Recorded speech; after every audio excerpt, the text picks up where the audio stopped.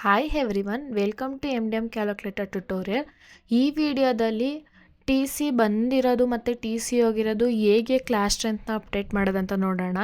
ಮೊದಲಿಗೆ ನೀವು MDM ಅಂತ ಬಂದು ಇಲ್ಲಿ 3 ಗೆರೆ ಕಾಣಿಸ್ತಿದೆಯಾ ಅದ್ರ ಮೇಲೆ ಕ್ಲಿಕ್ ಮಾಡಿ. ಇಲ್ಲಿ ಕ್ಲಾಸ್ ಸ್ಟ್ರೆಂತ್ ಅಂತ ಕಾಣಿಸ್ತಿದೆಯಲ್ಲ ಅದ್ರ ಮೇಲೆ ಕ್ಲಿಕ್ ಮಾಡಿ.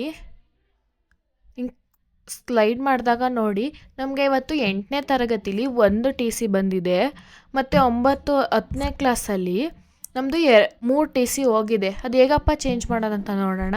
ಮೊದಲಿಗೆ ಇಲ್ಲಿ 8ಅಲ್ಲಿ ಬಂದಿರೋದ್ರಿಂದ 8th ಕ್ಲಾಸ್ ಹತ್ರ ನೋಡ್ತಾ ಇದ್ದೀನಿ. ಇಲ್ಲಿ ಕ್ಲಾಸ್ 8 ಹತ್ರ ಅದ್ರ ಪಕ್ಕದಲ್ಲಿ ಸ್ಟ್ರೆಂತ್ ಅಂತ ಕಾಣಿಸ್ತಿದ್ರೆ ಕೆಳಗಡೆ ನೋಡಿ ಅಪ್ಡೇಟ್ ಅಂತ ಕಾಣಿಸ್ತೀಯ ಬ್ಲೂ ಕಲರ್ ಬಾಕ್ಸು, ಅದ್ರ ಮೇಲೆ ಕ್ಲಿಕ್ ಮಾಡಿ ಟಿ ಸಿ ಬಂದಿದ್ದ ಡೇಟ್ನ ಹಾಕಬೇಕು. ನೀವಿಲ್ಲಿ ಇವತ್ತು ನಮ್ಮ ಟಿ ಸಿ ಬಂದಿರೋದ್ರೆ ನಾನು ಇವತ್ತಿನ ಡೇಟ್ ಹಾಕ್ತಾಯಿದ್ದೀನಿ. ಅದಾದಮೇಲೆ ಇಲ್ಲಿ ಸ್ಟ್ರೆಂತ್ ಅಂತ ಕೇಳ್ತಿದೆ.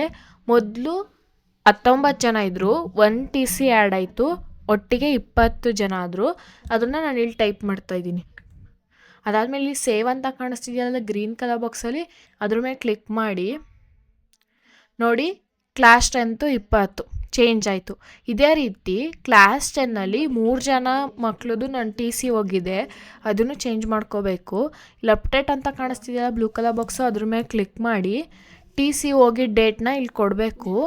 ಕ್ಯಾಲೆಂಡರ್ ರೀತಿ ಇದೆಯಲ್ಲ ಅದ್ರ ಮೇಲೆ ಕ್ಲಿಕ್ ಮಾಡಿ ನೀವು ಯಾವ ಡೇಟಲ್ಲಿ ಟಿ ಸಿ ಹೋಯ್ತು ಆ ಡೇಟ್ನ ಸೆಲೆಕ್ಟ್ ಮಾಡಿಕೊಂಡು ಇಲ್ಲಿ ಸ್ಟ್ರೆಂತ್ ಅಂತ ಇದೆಯಲ್ಲ ಅದರಲ್ಲಿ ಟೈಪ್ ಮಾಡಬೇಕು. 23 ಜನ ಇದ್ದರು, ಈಗ 3 ಜನ ಹೋಗಿದ್ದಾರೆ, ಒಟ್ಟು ಟೋಟಲ್ ಎಷ್ಟಾಯಿತು 20 ಜನ ಆಯಿತು. 20 ಅಂತ ಟೈಪ್ ಮಾಡ್ತಿದ್ದೀನಿ. ಇಲ್ಲಿ ಸೇವ್ ಅಂತ ಕಾಣಿಸ್ತೀಯ ಗ್ರೀನ್ ಕಲರ್ ಬಾಕ್ಸು, ಅದ್ರ ಮೇಲೆ ಕ್ಲಿಕ್ ಮಾಡಿ ನೋಡಿ ಕ್ಲಾಸ್ 10ನಲ್ಲಿ 20 ಚೇಂಜ್ ಆಯಿತು. ಇದೇ ರೀತಿ ನೀವು ಟಿ ಸಿ ಬಂದರೆ ಮತ್ತು ಟಿ ಸಿ ಹೋದರೆ ಈ ರೀತಿ ನೀವು ಕ್ಲಾಸ್ 10ನ ಚೇಂಜ್ ಮಾಡ್ಕೋಬೋದು. Thank you.